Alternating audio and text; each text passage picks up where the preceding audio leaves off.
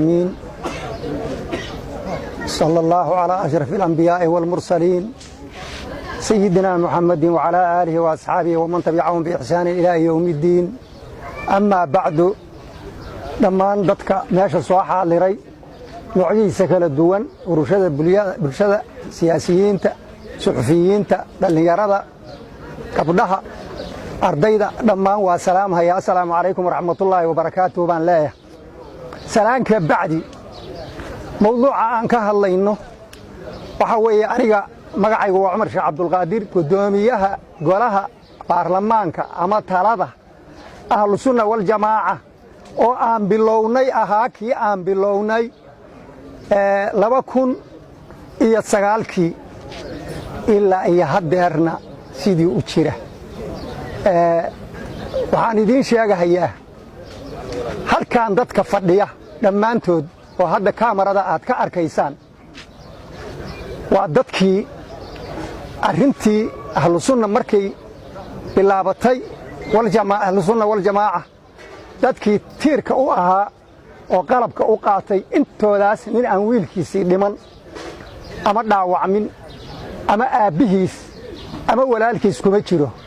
ragga halkaan fadhiya weeye meesha dawladda lagu dhisanhayo iyo galmudugta la hawaysanhayo iyo dhismaha la dhisanhayana dadkii ilaahay sababta uga dhigay dadkii hormoodka u ahaa oo tiiraxaadka u ahaa weeye xaruntan aan ka hadlaynaana waa xaruntii ay ka taabaqaaday marihin keligooday ahaayeen laakiin hormood ayay u ahaayeen intii ka dambaysay dalkan maanta galmudug laga dhisahayo oo dawladnimo in laga dhisal rabo ummaddu isugu imaanayso fadliga dadka kan baa ilaahay ku badbaadshay oo sababay in maantay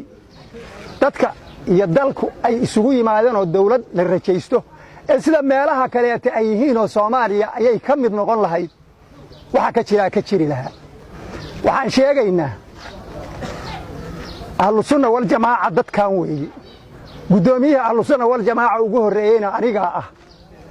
magacaas waxa ku hadli kara iyo cidda ku hadli karta waa annaguna waxaan garanay golayaashayadii annaga oo wadana oo golayaashii saddexda ahaayoon ka koobnayn oo golihii talada ama baarlamaanka iyo golihii garsoorka ama marjica iyo golihii fulinta saddexdii golaba annaga oo u joogna waxaan sheegaynaa oo cadaynaynaa annagu markii ugu horeysay waxaanu u tanaasulnay maadaama cadowgii aan iska durjinnay dalkayagiina aan u aragnay dawladnimo iyo dad ahaan inuu u baahan yahay in maamulkii galmudug iyo kii ximan iyo xeeb iyo midkii ahlu sunna aan isku keennoon bidayno si dadku ay uga baxaan dhibka iyo dhibaatada haysa oo ay ku gaaraan maamul iyo dawladnimo iyo dad ahaan ay ku gaaraan sidaasay ahayd annagay ahaayeen raggii keenay raggii arrintaas ilaahay sababta uga dhigay baan ahayn maantay wararka la sheegahayo oo carrada laga sheegahayoon warbaahinta ka aragnay nimanka ismagacaabay oo ayagu magaca la baxay oo ahlu sunnana la yiraahdaa yiri aan ahayna waxaan u sheegaynaa Soomaali oo dhan dawladda federaalkaana u digaynaa nimankaas dambi badan bay dalka ka galeen ilaahay bay dambi ka galeen ummaday ka galeen degmadaanay si gaar uga sii galeen meel walbay ka galeen wax dhib iyo taqriib aan ahayn dalka iyo dadka uma aysan geysan waxay mudan yihiin in cadaalad wax lagu la qaybsado ummadana wax loola qaybso haddii maanta ay dhacdo dawladda waa u sheegaynaa kelmaddaas waa ku celcelinaynaa haddii ay dhacdo in dhibkii ay geysteen iyo dadka dhagartii ay ka galeen iyo jurmigii iyo ijraamkii ay ka galeen ha lagu amaal mariyo ama baad ha loo siiyo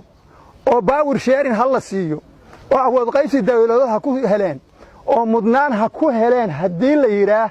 waxaan cadaynaynaa waxay noqon doontaa taasi oo iska cad caqabad ku timaada helidda iyo aayakaltaynta galmudug bay caqabad ku timaaday noqon doontaa dadku sawir ma ahan caqli mala'a wadaniyadda mala'a lamiirka mala'a cadowgoodii iyo naseexooda waa kala yaqaaniin nin dembiile ah oo mudan in dadka cadaalad wax loola qaybso oo maxkamad wax lagula qaybso in la yidhaahdo arrimihiinnii iyo xuquuqdiinnii iyo sharaftiinnii iyo karaamadiinnii baa lagu abaalmarinhayaa oo baad loo siinhayaa dadku aqbali ma hayaan mana aqbali doonaan dawladda waa uga digaynaa dadweynaha soomaaliya oo dhan baan uga digaynaa nimankaasu dalka xuquuq kuma leh dembi bay ka galeen maxkamad bay mudan yihiin in la maxkamadeeyaan rabnaa cadaaladda in la soo taagaan rabnaa waxaan ka soo hor jeednaa oo aanaan aqbalayn oo aan soo jeedinaynaa wixii bayority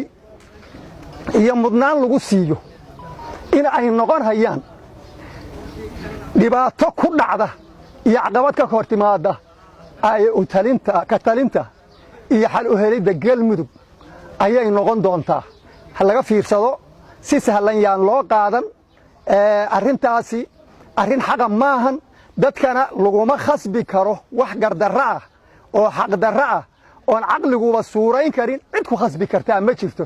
urura haddii loo samaynayo oo dalka xasaab wax lagu qaybsanayo sharcigeeda ha la soo saaro laakiin hadda 11 beelood baa leeyahay 11 beelood bayna beel ka yihiin nimanka hadda sheeganaya